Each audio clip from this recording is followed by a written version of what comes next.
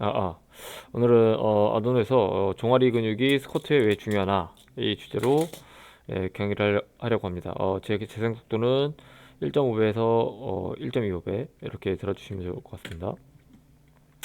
자, 오늘은 이 사진 뉴만책 보면 이 사진이 나와 있거든요.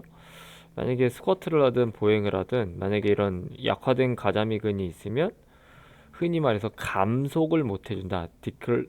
디셀레이터, 감속을 못한다 이런 표현을 쓰거든요. 디셀레이터.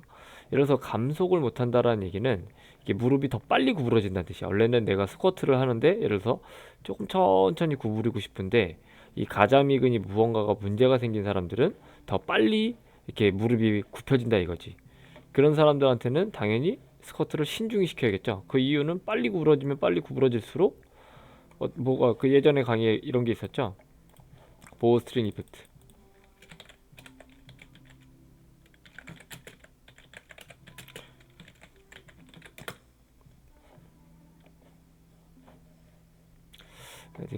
이런 거. 이런 힘들 있죠. 이렇게 빨리 구부러지면 빨리 구부러지거나 혹은 더 많이 구부러졌을 때 여기 이 쿼드리셉스 이 대퇴사두근과 이 아래쪽으로 당기는 파텔라 텐던 이 폴스가 이렇게 더 강해지면 강해질수록 이 슬개골을 뒤로 붙이는 이 힘이 더 강해집니다. 그렇게 되다 보면 이 설계관 안쪽에 상처를 입을 수 있으니까 이 감속에 대한 이런 부분에 대해서는 중요합니다. 감속을 잘해줘야 된다는 얘기죠. 아무튼 뭐 이런 근육이 약하면 약할수록 더 빨리 감속이 되고 또 하나는 만약에 이 가자미근이란 놈은 이 역할이 뭐 저측 굴곡도 있지만 보통 이런 슬관절을 신전 유지 가자미근 솔레우스 적어주세요. 슬관절 신전 유지 기능이 있습니다. 근데 만약에 얘네들이 짧아져 있다 치자고 가자미근이 짧아져 있다. 흔히 짧아져 있는 상태가 예를 들어 뭐 근육 수축으로 인해서 짧아진 게 아니고 그냥 가만히 있는데도 짧아져 있다라는 거를 보통 오랫동안 많이 짧아져 있는 경우를 구축이라고 합니다. 구축, 컨트랙처. 병이에요. 컨트랙처는. 하여튼 뭐 이렇게 컨트랙처가 있는 사람들은 보통 이런 무릎이 만들어진다 이거지. 들어봤나요? 반장슬, 제뉴, 레이큐베이름. 그래서 이게 뒤로 꺾여진 무릎이다 이거야. 이 반장슬이 되면 이게 뒤로 튀어나온 이 무릎이 되니까 무릎 손상이 올 수 있다. 그래가지고 이런 구축 관련해서 가자미근 구축이 있는 사람들한테 대상으로 뭐 이런 논문이 있었습니다. 어떤 논문이었냐면 종아리 길이 연장은 경련성 이중마비, 뇌성마비 있는 특정 어린이의 무릎 재발을 계산할 수 있습니다. 뭐 목적은 이렇게 무릎 과신전이 있는 백니, 아까 말했던 제뉴베케라 이런 뭐 반장슬 이런 부분이 있는 애들한테는 이 종아리 구축 경직이 있으면 입각기에서 입각기 문제 알죠? 입각기 스탠스 페이드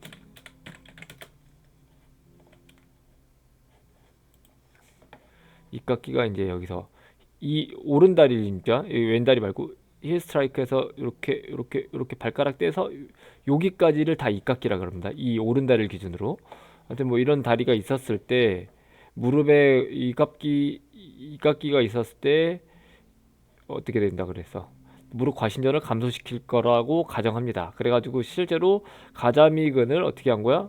이렇게 늘리는 수술을 한 거예요. 구축돼가지고 짧아져 있는 놈을 늘리는 수술을 했더니 정말 결론을 보니까 어디 갔냐? 좋아지더라. 무릎 과신전이 좀 줄어들더라. 뭐 이래 가지고 신장후 뭐 그런 하지만 뭐 이게 초기 가로 뭐 어쩌고 해가지고 좋아졌다 이런 얘기예요. 결과적으로 이게 우리가 생각하는 이런 가자미근의 중요성은 말 그대로 무릎이 굽힐 때 어떻다? 이 감속을 해주는 역할을 한다. 가자미근은 되게 중요한 얘기입니다. 가자미근은 뭐다?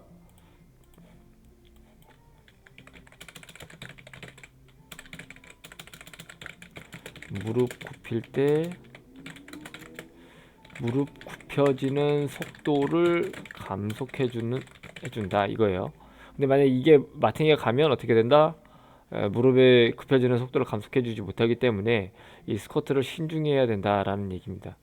그래서 이 가자미근을 뭐 강화시키는 방법도 있고 실제로 평가하는 방법도 있죠. 뭐 가자미근을 평가하는 방법 중에 뭐 그냥 근력 검사는 이런 것들 있죠. 솔레우스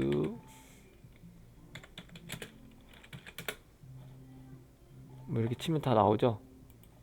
무릎을 굽혀 놓고 이제 힘을 평가하는 거지. 이렇게 해가지고 이런 것도 뭐 하고 이 상태에서 자 버텨 해가지고 이제 못 버티면 이제 가자미근이 약하다라는 얘기가 되고 실제로 이제 백리 보면은 백리 이건 평가고 관찰 백리가 물론 뭐 뭐라 그래 어떤 가자미근의 구축으로도 올 수 있지만 다른 부분으로도 올 수는 있거든요. 근데 예를 들어 만약에 백리가 있었다 가정하면 뭐를 먼저 본다? 가자미근의 구축이 있는지 없는지를 확인해 볼 필요가 있어요. 그럼 가자미근의 길이 검사도 한번 해볼 필요가 있겠죠. 짜부라져 있다니까.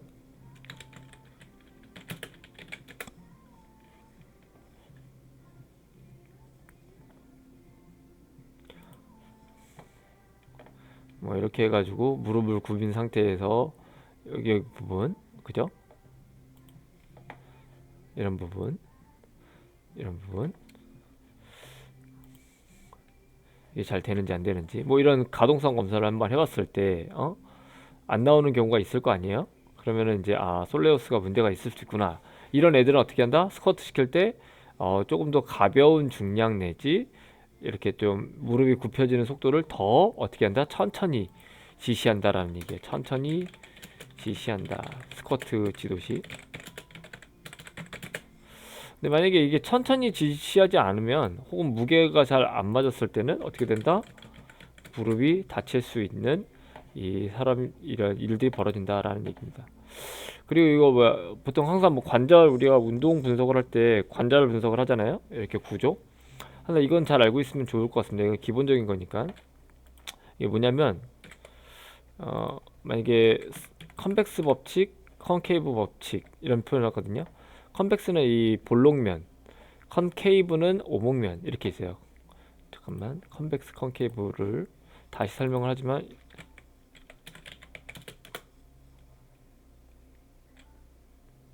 음,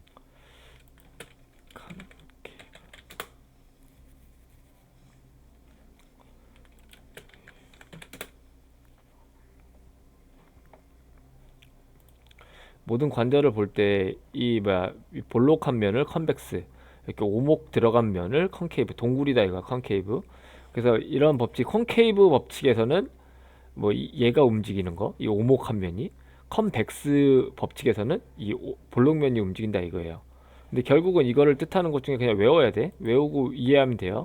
만약에 여기서는 이 발목에서는 이 뭐야 경골과 이 비골이 이렇게 된 오목 모양입니다. 오목 그죠? 오목 모양.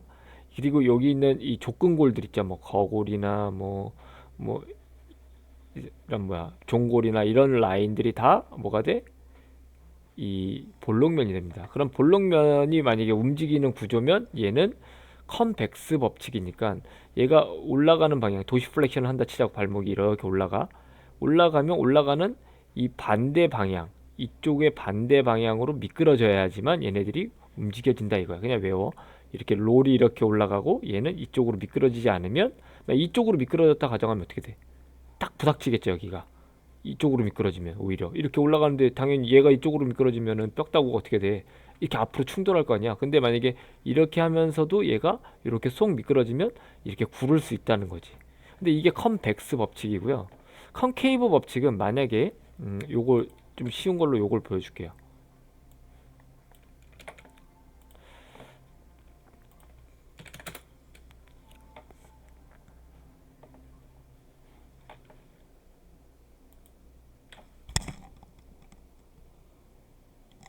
이 머슬 앤 모션 보면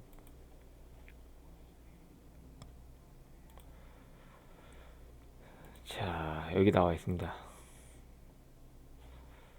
자 이게 무슨 뜻이냐면 만약에 발목을 가동시키기 위한 모빌리티를 하고 싶어. 근데 이렇게 한대. 아까 이 남자처럼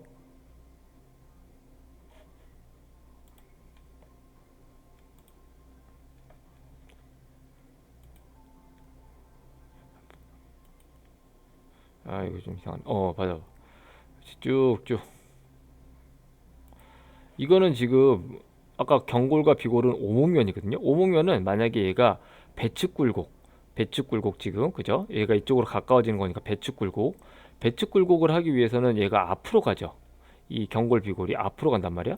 근데 오목면이란 말이야. 오목면은 가는 방향과 동일한 방향으로 이렇게 가야지만 이 배측 굴곡이 잘 일어난다라는 거고.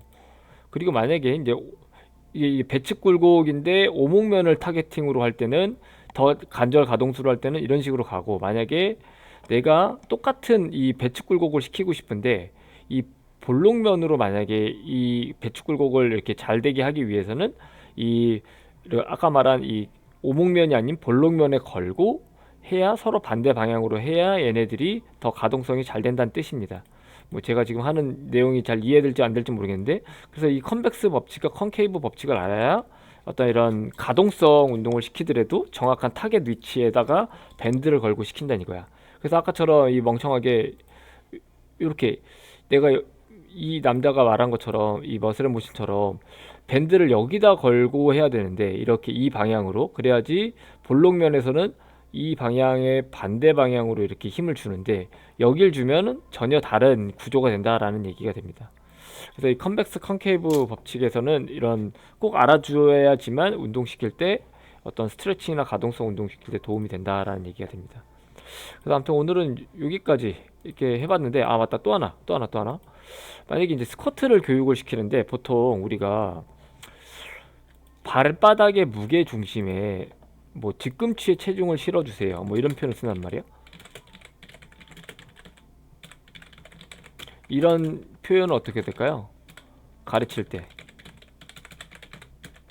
이런 표현 당연히 안 좋습니다. 그래서 보통은 그냥 발바닥이 전체가 땅을 닿게 하는데, 저는 이렇게 합니다. 보통 발바닥이 이 땅바닥과 본드에 붙었다고 생각해 주세요.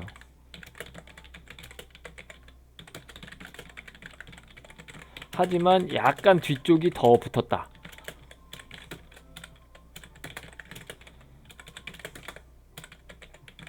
이렇게 저는 교육을 시키거든요. 뭐 그러니까 보통 그냥 발바닥 다 붙이란 얘기야, 결론은 바닥에. 오케이. 이렇게 하는 건 틀렸고 이렇게 하는 건 틀렸고, 이렇게 세 점으로 이렇게 교육을 시켜달라 이거지. 그래야지 발바닥이 본드에 딱 잘 붙을 거 아니야. 그래야지 기저면의 안정성이 됩니다. 근데 이제 뭐도 모르는 애들은 이제 그렇게 안 시키는 거지. 뒤꿈치에 힘 주세요 이러면 어떻게 되는지 알죠? 앞꿈치가 뜬단 말이야. 이렇게 만약에 스쿼트를 시키는데 막 이제 여기서 불안불안하게 이게 앞꿈치가 달랑달랑달랑 하는 거지, 막 달랑달랑. 그럼 당연히 무게를 들 수 있을까요, 없을까요? 뒤로 자빠질랑 말랑하는데 어떻게 무게를 들어? 그러니까 발바닥이 어떻게 해야 돼? 맨몸이든 바벨을 들든 캐틀벨을 들든 발바닥이 땅바닥에 꼭 붙어 있어야 된다라는 점을 명시해 주셔야 됩니다, 트레이너 선생님들은. 자, 아무튼 오늘은 이 가자미근, 그죠? 가자미근과 백니, 반장셀과 이렇게 컨벡스 컨케이브, 그 다음에 스쿼트에 대한 내용을 한번 강의해봤습니다. 자, 이상으로 뭐 강의를 마치겠는데, 뭐 항상 제가 맨날 하는 말, 아도노 구독, 좋아요 부탁드리겠고, 만약에 PT 문의시 안산 지역 내추럴 무브 보내주십시오. 그럼 이상으로 강의를 마치겠습니다.